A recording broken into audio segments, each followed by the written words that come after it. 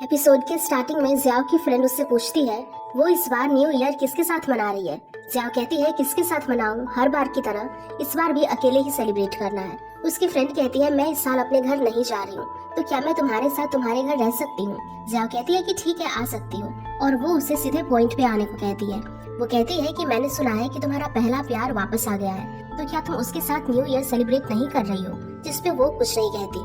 तभी उनका बॉस भी वहाँ आ जाता है और जियाओ से कहता है तुमने अभी तक कुछ खाया क्यों नहीं। वो कहती है मैं यहाँ प्रोजेक्ट की बात करने आई हूँ सिर्फ। पर वो कहता है कि काम तो होता रहेगा, पहले कुछ खा लेते हैं, और जियाओ की फेवरेट डिश ऑर्डर करता है। दूसरी ओर यान मेंग के रेस्टोरेंट में अपनी और जियाओ की फैमिली से मैरिज तोड़ने की बात करने जाता है। मेंग कहती है अच्छे से बात करना, अगर कोई प्रॉब्लम होगी तो हम यहीं हैं तुम्हारी हेल्प करने। यान की मॉम कहती है तुम्हारे डैड ने बहुत ड्रिंक की है, इसीलिए मैंने उन्हें नहीं बताया कि तुम ये शादी नहीं करना चाहते हो। अंदर यान के डैड और जियाओ और उसकी फैमिली बैठी होती है। यान के डैड जियाओ से अच्छे से बात कर रहे थे और कहते हैं कि जैसे जैसे मैं ओल्ड हो रहा हूँ वैसे ही मैं बहुत लकी हो रहा हूँ जो इतनी अच्छी लड़की मिली है यान के लिए, और अब हमारा काम भी अच्छा चल रहा है। यान को देख के उसके डैड कहते हैं लो ये भी आ गया, इसने अपना ट्रांसफर यहाँ करके अच्छा कर लिया। उसके डैड उसे उसके होने वाले इन लॉ के लिए ड्रिंक करने को कहते हैं। यान ड्रिंक करता है और जियाओ के पेरेंट्स को कहता है कि वो ये एंगेजमेंट नहीं करना चाहता है। उसके डैड कहते हैं कि तुम क्या कह रहे हो, तो वो फिर से उन्हें कहता है कि वो ये एंगेजमेंट नहीं करना चाहता है। जिसपे उसके डैड उस पर ड्रिंक फेंकते हैं और कहते हैं कि तुम्हें क्या लगा, अगर बड़े हो गए हो और मैं ओल्ड हो गया हूँ तो क्या मैं तुम्हें मार नहीं सकता, और उसे मारने के लिए हाथ उठाते हैं। पर मेंग का हस्बैंड उन्हें रोक लेता है और कहता है कि अगर वो नहीं समझ रहा है तो आप बड़े हो, आपको कुछ समझना चाहिए, और उन्हें समझा बुझा के वहाँ से ले जाता है। मेंग जियाओ के पेरेंट्स से कहती है हमें इन्हें अकेले बात करने छोड़ देना चाहिए, वैसे मैरिज का फैसला इन्हें ही करना है, आप साइड रूम में वेट कर सकते हैं। तो वो उन्हें अकेले छोड़ देते हैं। यान जियाओ से कहता है तुम्हें और क्या बात करनी है। वो कहती है मुझे समझ नहीं आ रहा तुमने एंगेजमेंट के लिए क्यों मना किया। मैं तुम्हारी फैमिली को अच्छे से जानती हूँ और तुम मेरी फैमिली को, हमारी फैमिली से एक दूसरे को अच्छे से जानते हैं, तो किसी दूसरे से शादी करने से अच्छा मुझसे ही कर लो। तो तुम्हें मुझसे शादी करने में प्रॉब्लम क्या है। वैसे तुम्हारे डैड ने हमसे पैसे लिए थे, अगर वो पहले ही पैसे दे देते तो इस शादी की जरूरत ही नहीं थी। अब सब जानते हैं कि तुम पे कितना डेप्थ है, कौन सी लड़की तुमसे शादी करेगी। पर वो उसे कुछ रिस्पॉन्ड नहीं देता, जिसपे जियाओ गुस्से से चिल्लाने लगती है। तो वो कहता है कि तुमने मेरे घर पे जो लड़की को देखा था वो 5 से 6 साल मेरे ही साथ रहेगा। वो कहती है वो मेरा बच्चा नहीं है जो मैं उसका ख्याल रखूं। जिसपे यान कहता है अब और कुछ कहने को नहीं है, और वो वहाँ से चला जाता है। और मेंग से कहता है कि इस बार अगर हम हुए तो मैं उसे अच्छे से ट्रीट करूंगा, उसे कभी हर्ट नहीं करूंगा। यहाँ जियाओ उसके बॉस के साथ लंच कर रही थी। उसका बॉस कहता है तुम्हारे डैड ने मुझे कॉल किया था। जियाओ कहती है मेरे डैड ने। वो कहता है वो जानना चाहते थे तुम इस स्प्रिंग फेस्टिवल में अपने घर आने वाली हो या नहीं। जियाओ कहती है सॉरी, मेरे डैड ने तुम्हें परेशान किया, वो मुझसे भी पूछ सकते थे। वो कहता है कि कोई बात नहीं, मैं तुम्हारा बॉस हूँ, इसीलिए उन्होंने मुझसे बस ये पूछने के लिए कॉल किया था कि तुम इस बार फ्री हो या नहीं। वैसे तुम हर बार काम में इतना बिजी होती हो कि तुम्हारे पास मुझसे बात करने का टाइम ही नहीं है। वैसे भी तुम्हारे डैड मेरे डैड के लीडर थे, तो इसमें इतना फॉर्मल होने की जरूरत नहीं है तुम्हें। रात को सोने से पहले यान जियाओ को मैसेज करता है कि क्या तुम सो गई। वो कहती है नहीं। तो वो कहता है तो जल्दी सो जाओ, जो देखकर जियाओ हंसने लगती है। तो उसकी फ्रेंड उससे पूछती है तुम ऐसे किससे बात कर रही हो जो इतना स्माइल कर रही हो। वो यान के मैसेज के बारे में बताती है। उसकी फ्रेंड कहती है वो तुमसे बात करने की कोशिश कर रहा है। यान भी जियाओ से बात करके बहुत खुश होता है। नेक्स्ट मॉर्निंग हम यान को डिपार्टमेंट में देखते हैं, जहाँ पे कैप्टन लिन एक कैक्टस में बॉम्ब लगा के देते हैं, जो यान आसानी से सॉल्व करके उसे दे देता है। जब वो दोनों ग्राउंड में डॉग्स की ट्रेनिंग देख रहे होते हैं, उनके पास कैप्टन जाओ जिन और कैप्टन यीवेन आते हैं। यान उनसे पूछता है कि तुम दोनों मुझे बहुत खुश दिख रहे हो, क्या बात है। वो कहते हैं हमें अभी इंश्योरेंस सेल्समैन से कॉल आया था। जब हमने उन्हें बताया कि हम ईओडी टेक्नीशियन हैं, तो उन्होंने हमें डिस्टर्ब करने के लिए सॉरी कहकर कॉल रख दिया। यान जियाओ के लास्ट चैट देख रहा था, तभी उसे जियाओ कॉल करती है और कहती है कि मैंने जियाओनैन के टीचर के साथ अपॉइंटमेंट ली है, जो न्यू ईयर के बाद जियाओनैन को पढ़ाएगी। तो जियाओनैन के पेरेंट्स से मिलना चाहती है। वो कहता है पर मिंग यहाँ नहीं है, वो किसी मिशन पे गया है और वो इस न्यू ईयर भी नहीं आने वाला है। जियाओ कहती है तो फिर हम मिल लेते हैं जियाओनैन के अंकल आंटी बनके, ये भी चलेगा। वो कहता है ठीक है। वो कहती है बस यही कहना था और बाय कहती है। यान कहता है जियाओ तुम्हारी फ्लाइट कब की है, मतलब रिटर्निंग बीजिंग कब की फ्लाइट है। वो कहती है कल आफ्टरनून में। वो कहता है अच्छा है, मैं वहाँ किसी काम से आने वाला हूँ तो तुम्हें पिक कर लूंगा। जियाओ कहती है क्या तुम मुझे पिक करने आने वाले हो। वो कहता है हाँ, याद से मुझे फ्लाइट नंबर सेंड कर देना, मुझे अब जाना होगा, और कॉल रख देता है। उसके बाद लिनेन आता है जो उसे एक बेबी न्यू ईयर गिफ्ट कहकर देता है और कहता है कि कल सारी कार बिजी रहेगी, तो आप जिसे भी पिक करना चाहते हैं उसके लिए आपको कल जल्दी निकलना होगा। नेक्स्ट डे एयरपोर्ट पर ज़ियाओ डॉक्टर जियो से मिलती है और वो उन्हें उनकी मैरिज के लिए कांग्रेस करती है। उनकी फ्लाइट कब की है पूछती है। वो बताते हैं कि उनकी फ्लाइट को अभी 1 आवर है और दोनों पुराने दिनों की बातें करने लग जाते हैं। तभी यान भी वहाँ ज़ियाओ को लेने आता है। दोनों एक दूसरे को देखकर शॉक होते हैं, शायद वो एक दूसरे को पहले से जानते होंगे। डॉक्टर जियो उन्हें बात करने छोड़ के वहाँ से अपनी कॉफी पिए बिना ही चले जाते हैं। तो ज़ियाओ यान को कॉफी पीने को कहती है। वो कहता है कि मैं ब्लैक कॉफी पीता हूँ। तो ज़ियाओ खुद ही कॉफी पीने लगती है, जो देखकर यान को पास्ट याद आ जाता है। ज़ियाओ कहती है कि तुमने कहा था तुम्हें यहाँ कुछ काम है, क्या तुम्हारा काम हो गया? क्या मैं टैक्सी बुलाऊं अपने लिए? वो कहता है हाँ, वो काम हो गया। वैसे आज मैं फ्री हूँ, तुम अपनी कॉफी एंजॉय करो। वो कहती है अच्छा, मेरी कॉफी के बाद हम चलते हैं। यान उसे उसके अपार्टमेंट में छोड़ता है। वो कहती है क्या तुम न्यू ईयर के दूसरे दिन फ्री हो? हमें ज़ियानन के टीचर से मिलने जाना है। वो कहता है कि दूसरे दिन नहीं, क्या हम न्यू ईयर के 1 वीक बाद जा सकते हैं? वो कहती है कि ठीक है, मैं अब चलती हूँ। यान कहता है कि मैं स्प्रिंग फेस्टिवल के टाइम ड्यूटी पे रहूंगा, तो टाइम नहीं मिलेगा मुझे, इसीलिए एडवांस में हैप्पी न्यू ईयर। तो ज़ियाओ भी उसे एडवांस में विश करती है एंड चली जाती है और बाद में उसे मैसेज करती है कि ओवर टाइम करते समय अपना भी ख्याल रखना। वो ठीक है कहता है।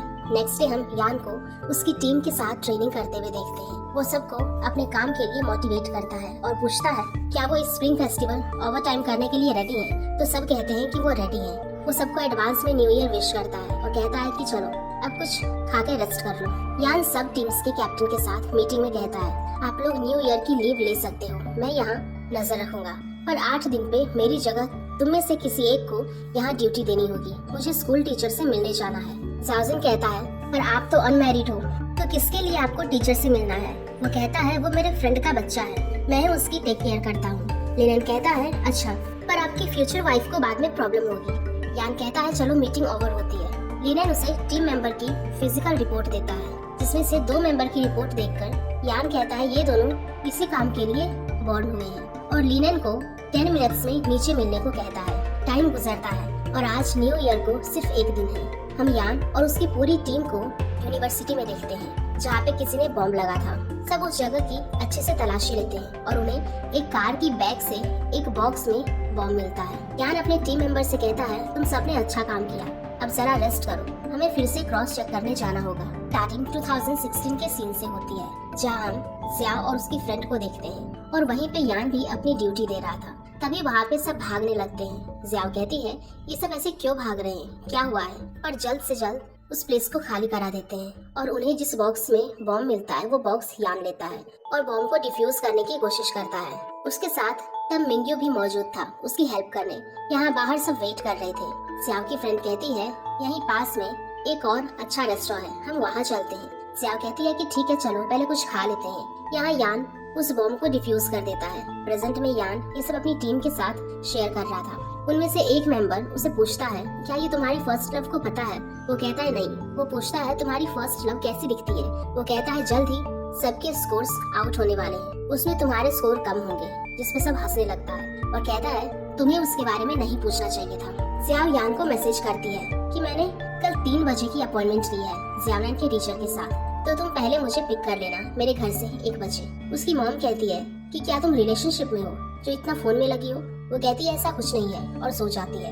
नेक्स्ट डे लिनन यान से कहता है यहाँ सिर्फ हम 2 ही सिंगल हैं, बाकी सब तो मिशन से आते ही अपने वाइफ्स को और पेरेंट्स को रिपोर्ट देने लगते हैं। तभी यान देखता है कि उसे ज़ियाओ ने बहुत ही अच्छे मैसेज किए हैं। जब वो फैक्ट्री आके रेस्ट करता है तभी उसके डैड उसके पास आते हैं जो उसे कहते हैं कि फाइनली तुम आज घर आ गए, मुझे तुमसे मैरिज के बारे में बात करनी है। अंकल लियो कहते हैं वो अभी मिशन से आया है, उसे रेस्ट करने दो, पर उसके डैड उसकी नहीं सुनते और उससे बहस करने लग जाते हैं, जिससे परेशान होकर वो वहाँ से उठकर चला जाता है और अपने डैड से कहता है कि मुझे ये शादी नहीं करनी है और जो भी डेप्ट है वो मैं दे दूंगा। डैड कहते हैं तुम्हें पता है कितना डेप्ट देना है? वो कहता है कि हाँ मैं जानता हूँ। उसके डैड कहते हैं मैं इससे तुम्हारी कोई हेल्प नहीं करूँगा।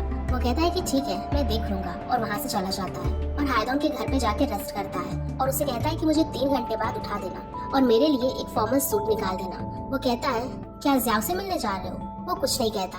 हायदोंग कहता है ठीक है मैं तुम्हारे लिए कोई अच्छा सा एक्सपेंसिव सूट निकालता हूँ। वो कहता है कि नहीं एक्सपेंसिव नहीं चाहिए। वो कहता है ये मेरा सूट है तो मैं डिसाइड करूंगा कि वो एक्सपेंसिव है या नहीं। नेक्स्ट डे वो मैंग के रेस्टोरेंट जाता है। मैंग उसे फॉर्मल सूट में देखकर शॉक हो जाती है। वो कहता है बाद में मुझे ज़ियाओ से मिलने जाना है। मैंग कहता है अच्छा वैसे जाओ तुम्हारा वेट कर रही है, लोन के कॉन्ट्रैक्ट पे साइन करने जाओ और सब फिक्स कर दो। जाओ कहती है मुझे यान से अकेले में बात करनी है और मैंग को बाहर भेज देती है और यान से कहती है मुझे पता है मैंने लाइफ में बहुत सी गलतियाँ की हैं, पर सच में मैं तुम्हें पसंद करती हूँ और शादी करना चाहती हूँ। जो सुन के यान उसे कॉन्ट्रैक्ट पे साइन कर देता है और कहता है मेरे दिल में तुम्हारे लिए कभी कोई फीलिंग्स नहीं थी, और वहाँ से चला जाता है। जियाओ बाहर यान का वेट कर रही थी और यान को सूट में देखती है। वो कहता है कि जियान के टीचर से मिलना है, इसीलिए मैंने ये सूट पहना है, ये हायदोंग का है। वो कहती है वैसे ये तुम पे अच्छा लग रहा है, कभी तुम्हें ऐसे नहीं देखा। जियाओ यान को लेके जियाओनैन के टीचर के घर जाते हैं, जहाँ पे उसका ब्रदर और उसकी सिस्टर इन लॉ उनका वेट कर रहे थे, जो इन्हें लेके ऊपर टीचर के घर जाते हैं। उनकी बेटी दरवाजा खोलती है और यान को देख के स्माइल करती है और अपनी मॉम से कहती है कि ये लोग आ गए। जो देखकर जियाओ यान से पूछती है क्या तुम इन्हें जानते हो? वो कहता है नहीं, मैं नहीं जानता। वो लड़की कहती है आप पहले एक ईओडी ऑफिसर थे ना? वो कहता है हाँ, और अभी भी हूँ। वो कहती है क्या आपने मुझे पहचाना? वो कहता है नहीं। वो कहती है आपने एक मेरी और मेरे क्लासमेट की हेल्प की थी माउंटेन से नीचे आने में।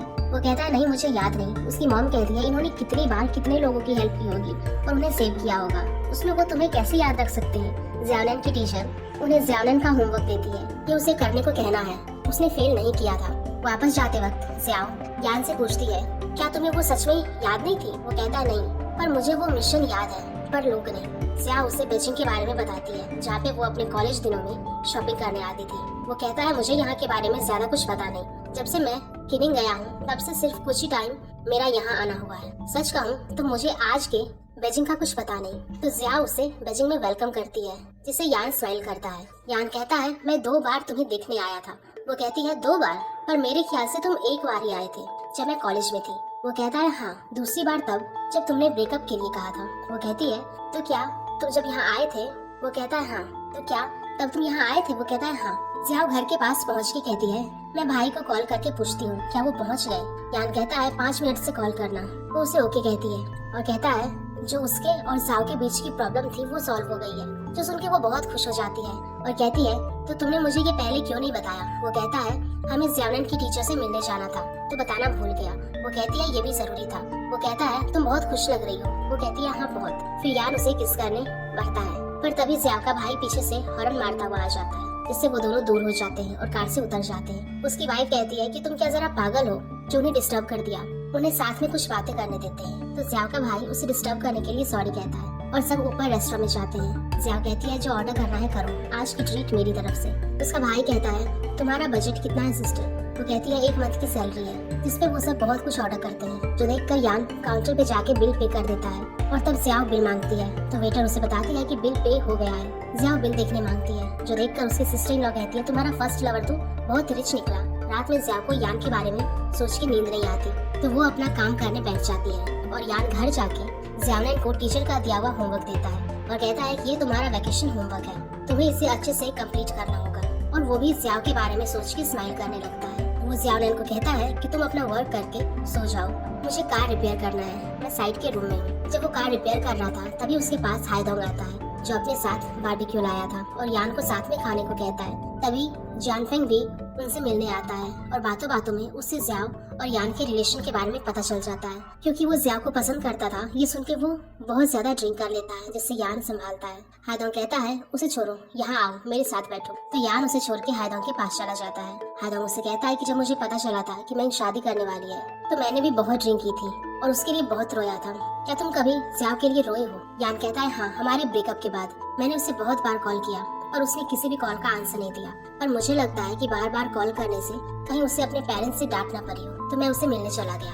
हमें 2012 का सीन दिखाया जाता है, जहाँ यान बीजिंग आया था सिर्फ जियाओ से मिलने और उसे मैसेज किया था कि वो बीजिंग में है और उसे सिर्फ एक बार मिलना चाहता है। पर जियाओ ने कहा कि वो उससे नहीं मिलना चाहती और उसे भूल जाने को कहा। तब वो स्टेशन के बाहर ही बैठ के रोया था और घर भी नहीं गया, वहीं से वापस किनिंग को चला गया। प्रेजेंट में हायदोंग कहता है मुझे नहीं पता था तुम भी कभी रोए थे और तुम जियाओ से इतना प्यार करते हो, और वो वहाँ से चला जाता है। नेक्स्ट डे यान जियाओनैन को एक कोट गिफ्ट देता है। वो पूछता है क्या ये आपने खरीदा है? वो कहता है हाँ, और कौन लाएगा? जियाओनैन कहता है आंटी जियाओ।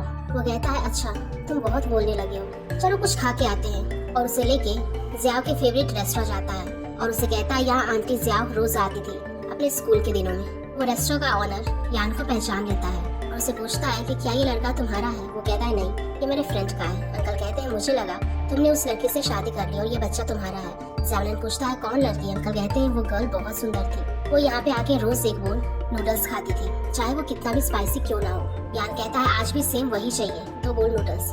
ज़्याओलिन कहता है ये गर्ल आंटी ज़ियाओ है ना, वो उसे कुछ नहीं कहता और ज़ियाओ को मैसेज टाइप करता है, पर सेंड करने से पहले सोचता है, जो देखकर ज़्याओलिन कहता है अब कर भी दो। वो कहता है तुम अपना काम करो, दूसरों के बारे में सोचने की जरूरत नहीं है। तभी ज़ियाओ उसे मैसेज करती है और दोनों मैसेज पे बात करते हैं। यान कहता है ज़्याओलिन तुम्हें मिस कर रहा है, मैं इसे तुमसे मिलाने लेके आऊँ? वो कहती है मैं भी उसे मिस कर रही हूँ, मैं ही उसे मिलने आती हूँ। जिसपे यान खुश होके ज़्याओलिन को अपने बोल के वेजिटेबल देता है एज अ रिवॉर्ड, क्योंकि उसके जरिए उसे ज़ियाओ से मिलने को मिलेगा। स्टार्टिंग में यान और ज़्याओलिन फैक्ट्री के बाहर कुछ लड़के मिलते हैं जो यान से पूछते हैं क्या वो उनके साथ फिशिंग करने चलेगा। वो मना करता है और ज़्याओलिन को उनके साथ जाने को कहता है और उन लड़कों से कहता है कि उसे फिशिंग के बाद डिनर भी करा के भेजे और स्माइल करके जाता है। वो अपने घर को अच्छे से सेट कर देता है और शॉवर लेके ज़ियाओ का बाहर वेट करने लगता है। उसका वर्कर उसे कहता है तुम हाफ एन आवर से बाहर हो, कोल्ड में, किसका वेट कर रहे हो? तभी यान को ज़ियाओ का मैसेज आता है और वो उसे लेने बाहर चला जाता है और उसे कार अंदर ले चलने को कहता है ताकि वो एक बार कार को चेक कर ले और खुद ड्राइव करके ले जाता है और उसके कार में बहुत सी खराबी बताता है और कहता है कि इसे जल्दी ठीक करना होगा। क्या तुम इसे रोज ड्राइव नहीं करती?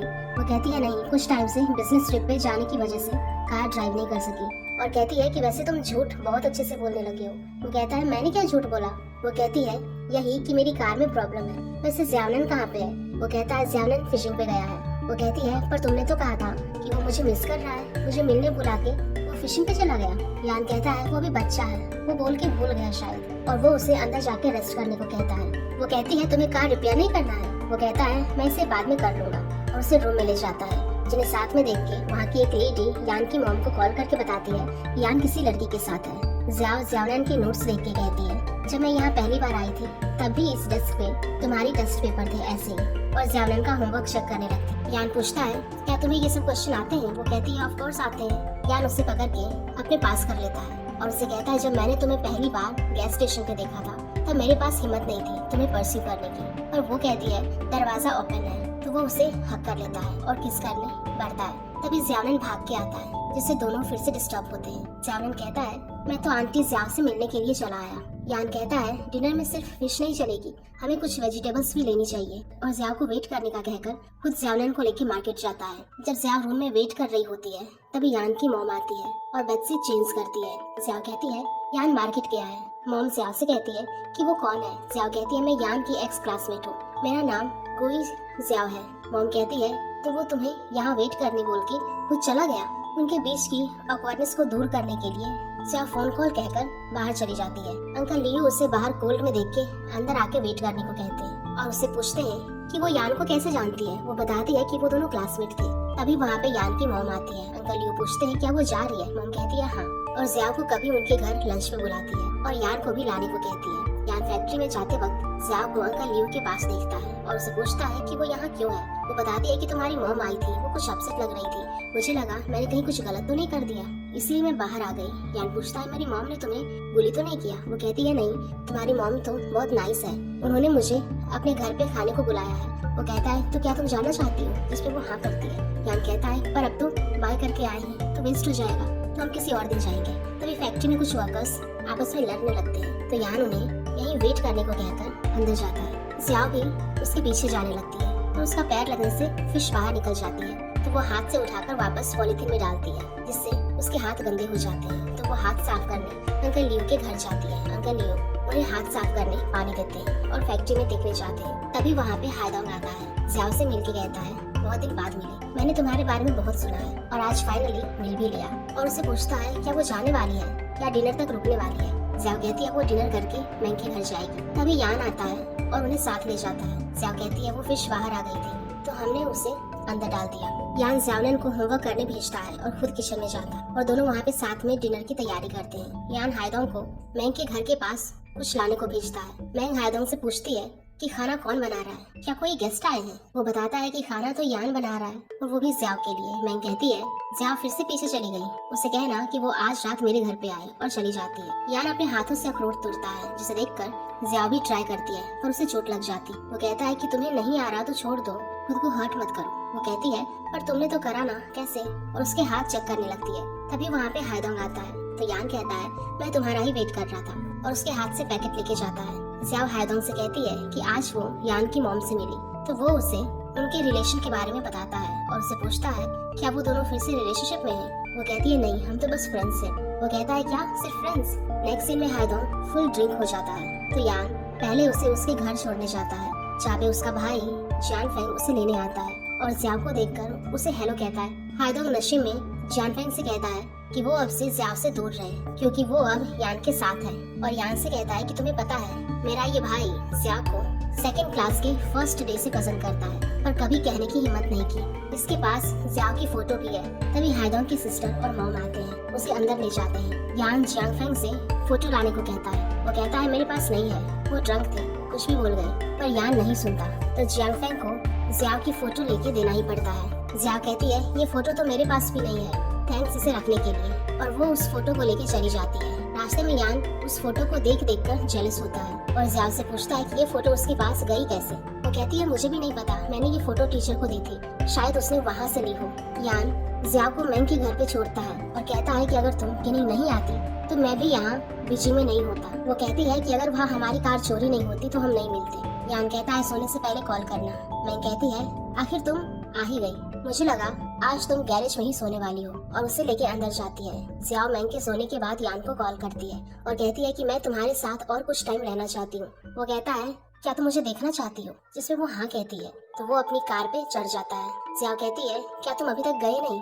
तभी यान को किसी के आने की आवाज आती है, तो वो उधर जाता है और ज़ियाओ को बाय कहकर चला जाता है। नेक्स्ट मॉर्निंग यान ज़ियाओ के लिए ब्रेकफास्ट लेके आता है। मैंग ज़ियाओ को उठाती है और कहती है कि बाहर यान आया है, और ज़ियाओ को लगता है कि वो उसे झूठ कह रही है यान का नाम लेके। पर जब मैंग कहती है कि झूठ नहीं कह रही हूँ, और उसके ज्यादा कहने पर ज़ियाओ रेडी होके बाहर चली जाती है। यान से कहता है कि वो किसी मिशन पे जाने वाला है, तो कुछ दिन तक मैं कांटेक्ट नहीं कर सकता, और कहता है कि ठीक है तो अब मैं चलता हूँ। ज़ियाओ उसकी हर बात में सिर्फ हाँ कहती है और कहती है कि तुम अभी तक गए नहीं, और क्या कहना है तुम्हें, बोलो। जिसपे वो उसे अपने काम के बारे में और अपने पेरेंट्स के बारे में बताता है और कहता है कि पहले हम स्कूल में थे, इसीलिए ये सब बताना मैंने जरूरी नहीं समझा, पर मैं इस बार सब क्लियर करना चाहता हूँ। वो उसे भी उसकी फैमिली और जॉब के बारे में पूछता है। तभी मैंग उसे कहती है ये तो अच्छी बात है कि इस बार सब क्लियर रखना चाहते हो। यान ज़ियाओ से कहती है हम इस बारे में बाद में बात करते हैं, तुम्हारे बिजनेस ट्रिप से आने के बाद, और बाय कहकर चला जाता है। नेक्स्ट सीन में ज़ियाओ अपने जॉब पे चली जाती है, तो उसकी फ्रेंड उससे कहती है कि तुम यहाँ क्यों गई, मुझे लगा कि तुम एयरपोर्ट पर ही मेरा वेट करोगी, तो मैं अब कुछ देर में निकलने वाली हूँ। जिसपे वो कहती है अभी कुछ टाइम था,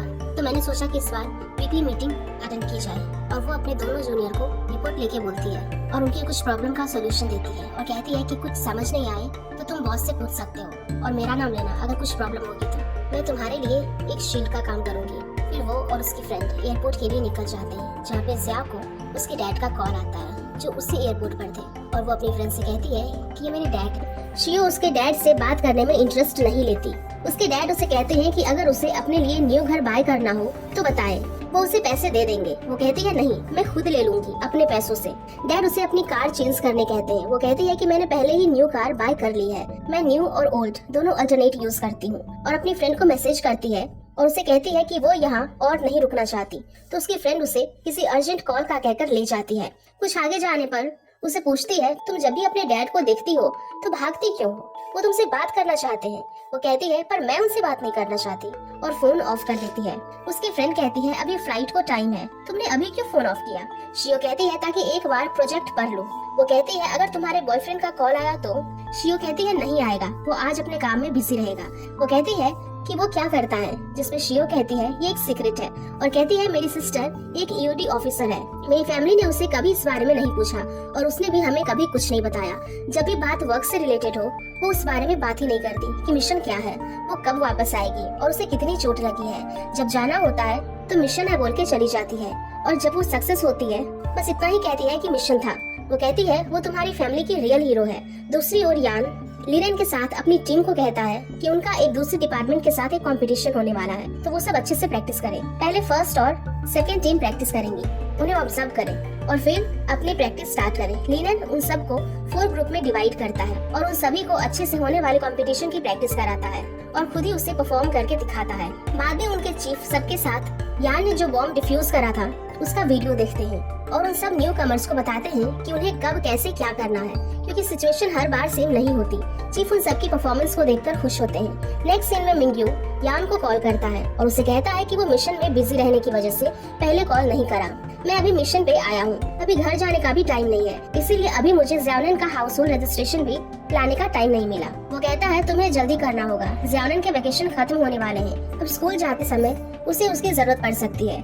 मिंग्यू कहता है अच्छा, मैं उसकी मॉम से इस बारे में बात करता हूँ। तभी उसके पास उसके चीफ आते हैं और उसे कहते हैं कि अगर कॉल पे यान है तो उसे कहना कि उसका ट्रांसफर प्रोसीजर अभी खत्म नहीं हुआ है, तो उसे यहाँ आके मुझसे मिलने को कहो। मिंग्यू यान से कहता है तुमने सुन लिया ना? वो कहता है हाँ। मिंग्यू कहता है तुम्हारा ट्रांसफर कंप्लीट नहीं हुआ है, तो तुम्हें अभी भी किनिंग का ऑफिसर ही कंसिडर करेंगे, और तुम्हें जिसकी तलाश थी उसके बारे में कुछ खबर मिली है। वो कहता है सच में? नेक्स्ट डे चीफ लिनन को कहते हैं यान अब लीव पर रहेगा, तो तुम्हें अपने ग्रुप की पूरी रिस्पॉन्सिबिलिटी लेनी होगी। वो कहता है हाँ, मैंने सुना कि उन्हें किनिंग में कुछ क्लियर करना है। चीफ कहता है हाँ, उसे वहाँ के किसी पुराने केस का क्लू मिला है। शियो को ज़ियाओनिन के स्कूल से कॉल आता है कि उसे लेने अभी तक कोई नहीं आया और अब स्कूल क्लोज होने वाला है, तो वो ज़ियाओनिन को स्कूल से पिक करती है और रेस्टोरेंट में उसे लंच कराती है और उसे पूछती है कि वो कब से स्कूल में अकेले वेट कर रहा था। वो कहता है मुझे पता नहीं, सब जाने के बाद मैं वेट करते करते वहीं सो गया। शियो कहती है अगर नेक्स्ट टाइम ऐसा होगा तो मुझे कॉल करना। कुछ देर बाद हाइदोंग भी आ जाता है और उसे लेट आने के लिए सॉरी कहता है। शियो हाइदोंग से कहती है तुम्हें ज़ियाओनिन को यूजुअली किस वक्त पे स्कूल ले जाते हो? वो कहता है मॉर्निंग 5 o'clock। कभी अगर रास्ते में ट्रैफिक मिला तो कुछ लेट होता है और मैं इसके लिए रात को ड्रिंक करना भी छोड़ दिया, और उसे ज़ियाओनिन का आज का होमवर्क दिखाता है। शियो कहती है कि आप स्कूल वाले होमवर्क भी ऑफलाइन ही बताते हैं? वो कहता है हाँ, पर मैं इसे मैथ्स तो करा सकता हूँ, पर मुझे इंग्लिश नहीं आती। शियो कहती है ओके, इस वीक ज़ियाओनिन मेरे साथ रहेगा, मुझे अब किसी ट्रिप पे भी नहीं जाना है, तो मैं इसका होमवर्क भी देख लूंगी। हाइदोंग कहता है क्या ये सही रहेगा? शियो कहती है इसमें इतना क्या सोचना, जब ये बीजिंग में फर्स्ट टाइम आया था तो ये मेरे ही पास रुका था, जिसपे वो उसका थैंक्स करने लगता है। घर पे ज़ियाओनिन अपना होमवर्क करना छोड़कर शियो और उसकी फ्रेंड को काम करते देखते रहता है, तो शियो कहती है अगर तुम्हें कुछ पूछना हो तो पूछ सकते हो, तुम्हारे एज की बच्चों को क्वेश्चन पूछते रहना चाहिए, जिसपे वो उसे उसके काम के बारे में पूछता है। वो कहती है कि मैं फाइनेंस रिपोर्ट देख रही हूँ जहाँ जहाँ मैंने इन्वेस्ट किया है। फिर वो उसकी फ्रेंड द्वान से पूछता है, जिसपे वो उसे कहती है कि वो ड्रामा देख रही है, पर शियो उसे सही बोलने को कहती है, तो वो बताती है कि वो नर्सिंग हाउस के बारे में देख रही है, उसमें इन्वेस्ट करने के लिए। बाद में द्वान उसे पूछती है क्या उसे हमारे प्रोफेशन के बारे में कुछ समझ आया होगा? शियो कहती है पता नहीं, पर जब मैं छोटी थी तो मैं भी अपनी मॉम से ऐसे ही बहुत से क्वेश्चंस करती थी और वो मुझे हर बार आंसर देती थी, जिससे मुझे बहुत अच्छा लगता था, पर मैं अच्छे से पढ़ाई करती थी ताकि मेरे पास भी जॉब रहे। शियो द्वान को आज उसके रूम में सोने को कहती है। वो कहती है नहीं, आज मैं ज़ियाओनिन के साथ सोने वाली हूँ। वो कहती है क्या? जिसपे वो कहती है ज़ियाओनिन ने मुझे कहा है जब भी वो तुम्हारे घर पे रहता है तो उसे रात में उठ के बाथरूम जाने में डर लगता है, क्योंकि तुम्हारा घर इतना बड़ा है, इसीलिए मैंने उससे प्रॉमिस किया है कि मैं उसके लिए रात में लाइट्स ऑन कर दूंगी। शियो कहती है पर उसने कभी मुझे ये नहीं कहा। द्वान कहती है क्योंकि ये घर तुम्हारा है तो वो तुम्हें कहने से शर्माता है। शियो कहती है अच्छा, पर वो घर आए गेस्ट को कहता है। नेक्स्ट मॉर्निंग मिंग्यू ज़ियाओनिन को कॉल करता है, जो गलती से द्वान नींद में अपना फोन समझ के पिक कर लेती है और फिर मिंग्यू को कहती है कि शियो की फ्रेंड हूँ, मैं गलती से अपना फोन समझ के ज़ियाओनिन का फोन पिक कर लिया, मैं बाद में उसे कहूंगी कि वो आपको कॉल कर ले, और फोन रख देती है। बाद में मिंग्यू यान को कॉल करता है और उसे कहता है कि ज़ियाओनिन अभी तक तुम्हारी एक्स के घर है, ये सही नहीं है, मुझे अच्छा नहीं लग रहा, तुम मेरी तरफ से उसे मील ऑफर करना। वो कहता है नहीं, ज़ियाओनिन तो मेरे फ्रेंड के घर पे है। मिंग्यू कहता है मैंने अभी ज़ियाओनिन को कॉल किया था, पर शियो की फ्रेंड ने कॉल पिक किया और कहता है कि क्या तुम इन दिनों अपने घर नहीं गए? वो कहता है हाँ, काम की वजह से नहीं जा पाया। मिंग्यू कहता है अच्छा, तो अपना मोबाइल ऑन करो और घर भी जाके आओ। जिसके बाद यान शियो के पास जाता है ज़ियाओनिन को लेने। शियो से पूछता है क्या वो फ्री हो गई? वो कहती है अभी नहीं, मुझे और भी वर्क करना है। वो कहता है तो मैं यहीं पास में तुम्हारा वेट करता हूँ, और वहीं पे ज़ियाओनिन अपना होमवर्क कर लेगा। वो कहती है इससे उसका होमवर्क करने में फोकस नहीं रहेगा, और उसे अपने घर के कीज देती है और कहती है कि वो घर जाके वेट करे और ज़ियाओनिन भी वहाँ अच्छे से पढ़ सकता है। यान कहता है क्या मैं खुद से जाऊँ तुम्हारे घर? वो कहती है तुमसे ज्यादा ज़ियाओनिन को पता है, अगर तुम्हें कुछ चाहिए तो उसे कह देना, मैं वर्क कंप्लीट करके आती हूँ। यान शियो के घर को फर्स्ट टाइम अंदर से देखता है। ज़ियाओनिन उसे कहता है कि क्या उसे पीने को पानी चाहिए, जिसपे यान कहता है तुम जाके अपना होमवर्क करो, ये तुम्हारा घर नहीं है।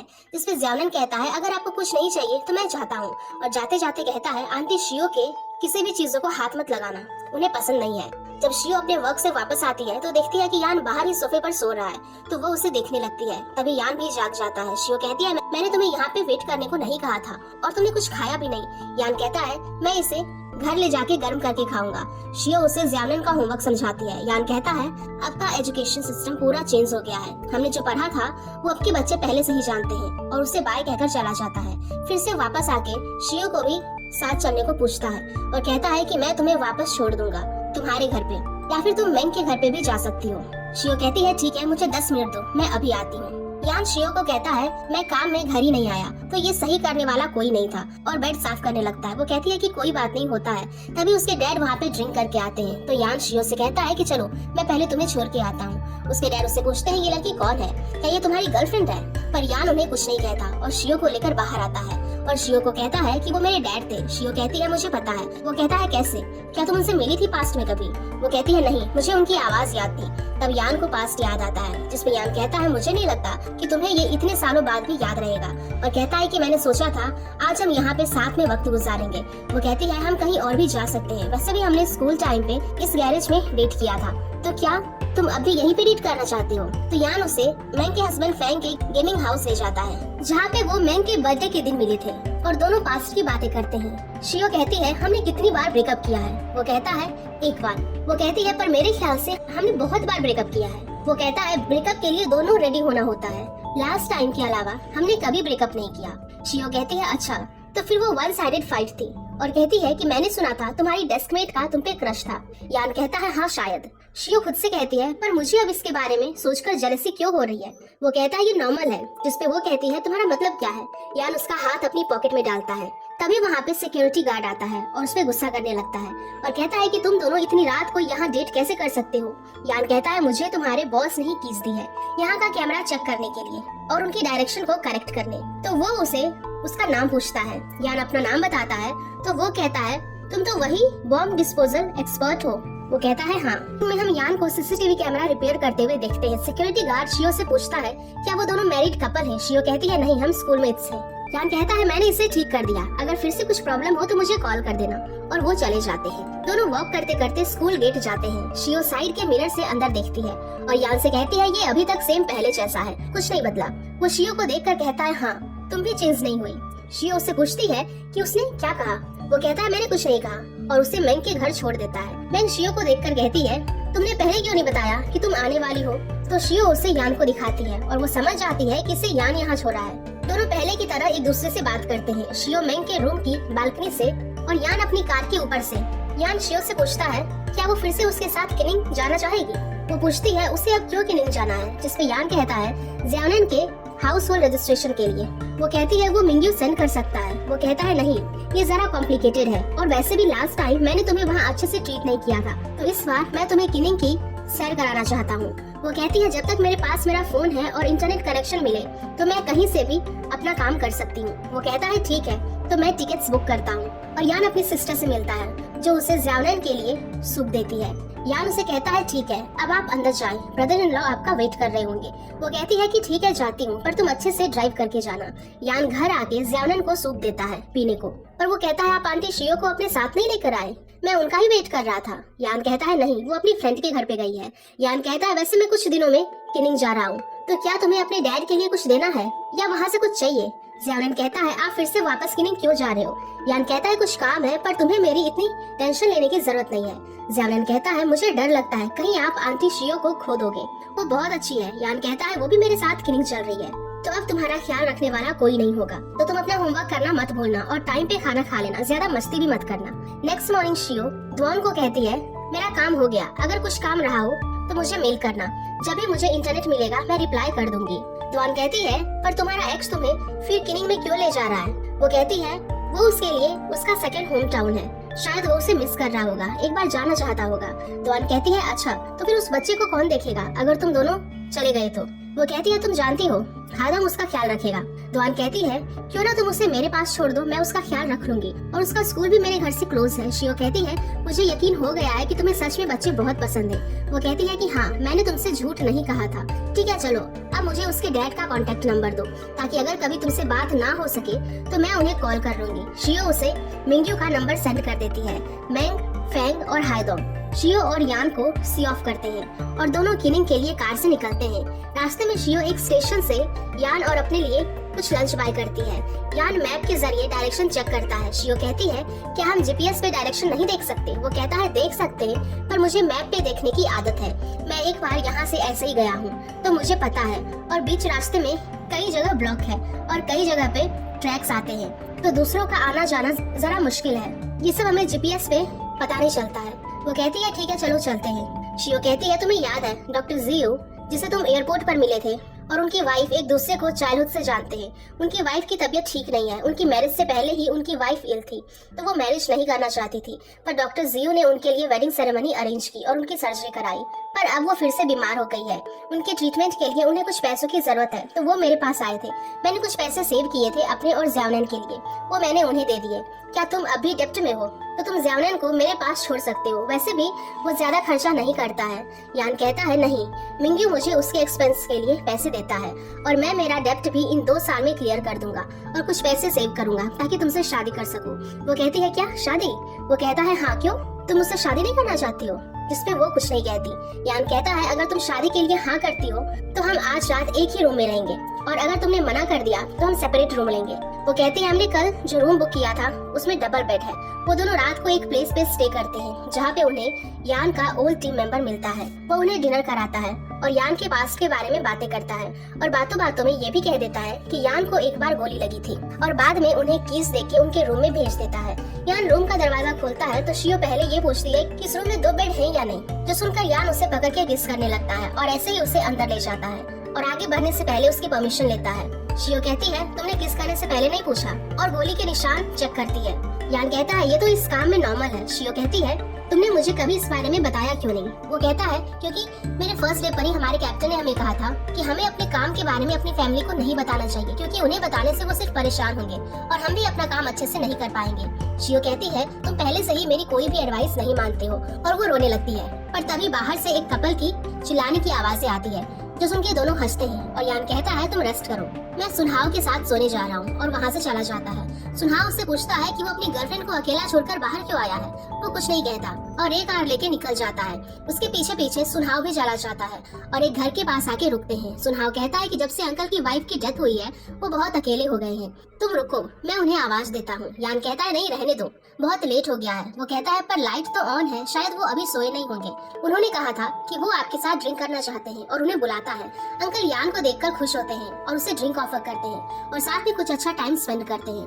बाद में यान बाहर आसमान की ओर देखता है, तभी अंकल उसके लिए टी लेके आते हैं और उसे पूछते हैं कि क्या उसे कोई बात परेशान कर रही है, तुम्हारे माइंड में क्या चल रहा है। वो कहता है हर किसी के माइंड में कुछ न कुछ चलता ही रहता है, किसी के माइंड में कम तो किसी के ज्यादा, ये नॉर्मल है। शियो मॉर्निंग में उठकर बाहर निकलती है ताकि उसे कहीं से एक कप हॉट मिल्क टी मिल जाए और यान को देख के उसके पास चली जाती है। यान उसे अपनी टी देता है। शियो पूछती है सुनहाव की मॉम से तुम्हारी क्या बात हुई। वो कहता है उन्होंने कहा कि कल जो कपल फाइट कर रहे थे वो इस कोल्ड में नहीं रह पाए और सनराइज देखने से पहले निकल गए। शियो कहती है हाँ यहाँ बहुत कोल्ड है, मैं जितना सो रही हूँ उतना कोल्ड बढ़ रहा है। यान उसे सनराइज दिखाता है और पूछता है कि क्या तुम्हें इसका मतलब पता है। वो कहती है नहीं। तो वो कहता है इसका मतलब है चेन शियो, जो शियो ने उसे पास्ट में कहा था। द्वान ज़्याओनैन को नर्सिंग होम पे अपने साथ ले जाती है और बाद में उसे कहती है कि आज हमें मॉर्निंग में अभी तक 5 नर्सिंग होम देखे हैं, तुम जरा मुझे इस पे अपने व्यू बताओ। वो कहता है अच्छे थे। द्वान कहती है बस इतना ही, तुम्हें अब लैंग्वेज क्लासेस में डालनी चाहिए और उसे लंच कराने ले जाती है। ज़्याओनैन पूछता है पर आप इतने नर्सिंग होम क्यों देख रही हो। वो कहती है मैं भी तुम्हारी तरह सिंगल चाइल्ड हूँ, अब कुछ टाइम से मेरी मॉम की तबीयत ठीक नहीं है तो मैं उनके लिए एक नर्सिंग होम देख रही हूँ ताकि उन्हें देखने के लिए हर टाइम उनके पास डॉक्टर रहे और उन्हें भी कुछ फ्रेंड मिल जाते जिसके साथ वो बातें कर सके। काम की वजह से मैं उनके साथ टाइम स्पेंड नहीं कर पाती, वो मैंने सोचा था कि मैं इसमें इन्वेस्ट करूं। नेक्स्ट सीन में हम यान और शियो को देखते हैं जो सुनहाव की फैमिली के साथ लंच करते हुए दिखते हैं। फिर हम यान को शियो के डैड से बात करते हुए देखते हैं। डैड कहते हैं कि मैंने सुना है कि तुम बीजिंग ट्रांसफर हुए हो। वो कहता है हाँ, जिस पे डैड कहते हैं क्या तुम शियो के लिए आए हो, तुम्हें याद होगा जो मैंने तुमसे कहा था, मुझे तुम्हारा ये रिलेशन एक्सेप्ट नहीं है, तुम अपनी फैमिली सिचुएशन जानते हो, शियो का तुम्हारी फैमिली में रहना ठीक नहीं होगा, तुम इसीलिए बोल नहीं सकते। वो कहता है हाँ, मैं अपनी फैमिली सिचुएशन अच्छे से जानता हूँ और अपनी पूरी कोशिश करूंगा शियो को इन सब से दूर रख सकूं। डैड कहते हैं अगर शियो तुम्हारे साथ रहेगी तो उसे तुम्हारी फैमिली से मिलना होगा ही, और तुम्हारे डैड तो वो कहता है वो सब मैं सेटल कर लूंगा बहुत जल्दी। और शियो को अपने डैड से बात करने फोन देके चला जाता है। शियो के डैड उसे कहते हैं कि उसका ब्रदर उन्हें न्यू ईयर विश करने आया, तब उन्हें उसके और यान के बारे में पता चला। मुझे तुम्हारा रिलेशनशिप एक्सेप्ट नहीं है। वो कहती है ये मेरी लाइफ है और मैं इसे किसी के साथ भी गुजारूं मेरी मर्जी। डैड कहते हैं तुम्हारा तो ब्रेकअप हो गया था ना। शियो कहती है हाँ, पर इस बार मैंने उसे पैचअप कर लिया। डैड कहते हैं वो तुम्हारे पास सिर्फ अपना डेब्ट क्लियर करने के लिए है। वो कहती है वो कुछ भी हो, मैं उसे नहीं छोड़ूंगी। अभी मुझे आपसे इस बारे में कोई बात नहीं करनी है, बाय। और कॉल कट कर देती है। फिर वो भाग के यान के पास जाती है और उसे बैक हग करती है। वो उससे पूछती है कि उसके डैड ने उसे क्या कहा है। वो कहता है मैं तो भूल गया, तुम्हें अंदर जाना चाहिए था, तुम्हारे हाथ बहुत कोल्ड हो गए हैं। वो कहती है तुम्हें देखे बिना कैसे पता चल गया। और दोनों कुछ टाइम साथ में स्पेंड करते हैं। शियो यान से कहती है तुम झूठ बहुत अच्छा बोलने लगे हो। वो कहता है मैंने क्या झूठ बोला, तुम्हें पता है तुमने क्या झूठ बोला। वो कहता है मैंने एक बात तुम्हें नहीं बताई, मैं लेफ्ट हैंडेड हूँ। बाद में मुझे स्कूल में जबरदस्ती राइट हैंड यूज करना पड़ा था। जो सुन के शियो को याद आता है कि कैसे उसने उसे स्नूकर में लेफ्ट हैंड से खेल कर हराया था। शियो कहती है तो मैं भी सोचूं कि तुमने मुझे लेफ्ट हैंड से कैसे हरा दिया, और उसे हिट करने लगती है जिससे दोनों बेड पे गिर जाते हैं। वो कहता है मैं अभी जा रहा हूँ, हम बाद में बात करते हैं। नेक्स्ट मॉर्निंग यान शियो के साथ किसी की ग्रेव पे आता है। सुना उसे बताता है कि उस बॉय की डेथ कैसे हुई। उसकी बॉडी यहाँ का कोल्ड बर्दाश्त नहीं कर पाई और लास्ट में मरने से पहले उसने हमसे कहा था कि हम उसकी ग्रेव को यहाँ स्नो में बनाएं। यान शियो से कहता है आगे मैं खुद जाऊंगा, और वो अपने कैप्टन की ग्रेव पे जाता है। यान सुनहाव को कुछ पैसे देता है उनके वहाँ पे स्टे करने और खाने पीने के लिए, पर सुनहाव लेने से मना करता है और कहता है कि अब आप यहाँ के कैप्टन नहीं हैं जो मुझे ऑर्डर दे। जिसमें यान उसे पकड़ लेता है और कहता है तो क्या हुआ, तुम्हें क्या लगा कि मैं तुम्हें नहीं पकड़ सकता, और जबरदस्ती उसे पैसे देता है। तो सुनहाव शियो को अपनी वॉच दिखा के बताता है वो कितना अमीर है, उसे यान के पैसों की कोई जरूरत नहीं है। और वो यान से कहता है कि ये मेरी तरफ से आप दोनों की मैरिज का गिफ्ट समझ के रख लो, अगर शियो से मैरिज नहीं करना चाहते तो वापस दे सकते हो। जिसपे यान उसे रख लेता है और वो किनिंग के लिए निकल जाता है। यान शियो से पूछता है वो सुनहाव से क्या बात कर रही थी। वो बताती है मैंने ऐसे ही किसी पर्सन पे इन्वेस्ट किया, तो मैं बस इसके बारे में और जानना चाहती थी।